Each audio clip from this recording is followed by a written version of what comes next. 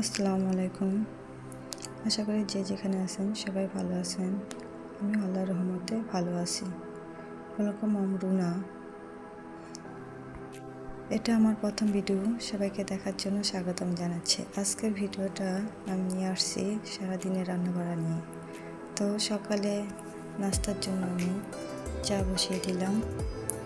চা পানিটা বসিয়ে দিয়ে আমি দুধটা চা পাতি দিয়ে দিলাম পরিমাণ মতো। চা পাতি দিয়ে চাটা হয়ে গেছে আমার। এখন আগেই আমি গ্লাসে দুধ নামিয়ে রাখছিলাম। এখন চাটা ঢেলে দিচ্ছি। চাটা ঢেলে কাপে এখন আমি একটু নেড়ে চেড়ে দিচ্ছি, দুধটা মিশিয়ে দিচ্ছি। আজ আমরা নাস্তা করব চা আর পাউরুটি দিয়ে।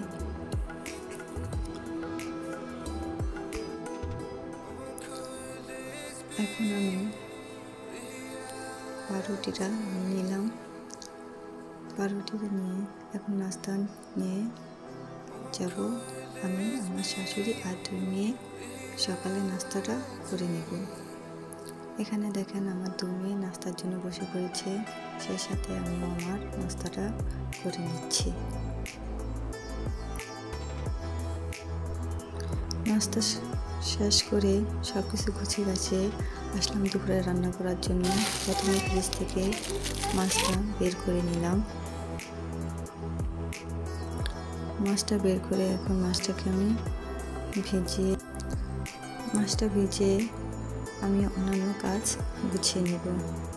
এখানে আমি সকালে ঘুম থেকে উঠে কিছু বাজার এনেছি, সেই বাজারগুলো এখন আমি গুছিয়ে নিচ্ছি। দেখেন কী কী বাজার নিয়ে আসছি তা আপনাদের সাথে একটু শেয়ার করলাম।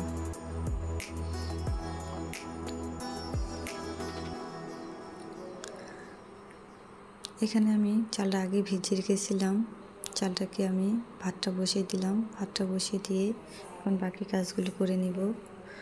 মাছটা হলুদ মেখে দিলাম। এখানে আমি কিছু সবজি নিয়েছি, ঢেঁড়স ভাজি করব, তার জন্য ঢেঁড়সগুলো পরিষ্কার করে নিলাম।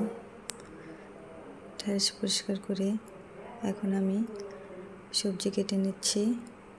দুন্দলটা ছিলে নিলাম, সেই সাথে একটা আলু ছিলে নিচ্ছি। এখন আলুটাকে আমি সুন্দর করে কেটে নিব। আলুটা কেটে ভালো করে পরিষ্কার করে নিচ্ছি। পরে এক এক করে দুন্দলগুলো কেটে নিলাম। এগুলো কেটে আমি বেসিনটা পরিষ্কার করে নিয়ে সবগুলো সবজি কত সুন্দর করে ধুয়ে পরিষ্কার করে রেখেছি। এখন আমি কড়াই বসিয়ে দিলাম। ভাত রান্না শেষ করে এখন মাছটা আমি দিয়ে দিলাম। মাছটা আগে ভেজে নিব। মাছটা ভাজা শেষ হলে আমি এখন কিছু পেঁয়াজ আর তেল দিয়ে দিলাম।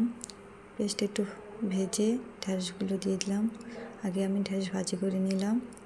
এখন আবার কড়াইতে তেল দিয়ে দিলাম তরকারি রান্না করার জন্য। এখন পেঁয়াজটাকে একটু ভালো করে ভেজে নেব। ভাজা হয়ে গেলে আমি একটু পানি দিয়ে দিলাম। পানি দিয়ে বাকি মশলাগুলো আমি এখন দিয়ে দিব। সামান্য পরিমাণ হলুদ দিলাম, সামান্য পরিমাণ মরিচ, সেই সাথে জিরা ফাঁকি মিক্স করে এখন ভালো করে মশলাটা কষিয়ে নেব। মশলাটা কষিয়ে নেওয়া হলে আমি সবজিগুলো দিয়ে দিলাম। এখন সবজিগুলো ভালো করে কষিয়ে নেব। সেগুলো কষানো হলে আমি মাছ দিয়ে দিলাম। মাছ দিয়ে একটু জিরা ফাঁকি দিয়ে দিলাম। এখন আমার রান্নাটা কমপ্লিট হয়ে গিয়েছে। দেখেন এই হলো আমার আজকে রান্না বাড়া ফাইনাল লুক। এতক্ষণ আমার ভিডিও দেখার জন্য সবাইকে ধন্যবাদ। আল্লাহ হাফেজ। আজকে এই পর্যন্তই। আগামী ভিডিওতে আপনাদের সাথে আমার দেখা হবে। আল্লাহ।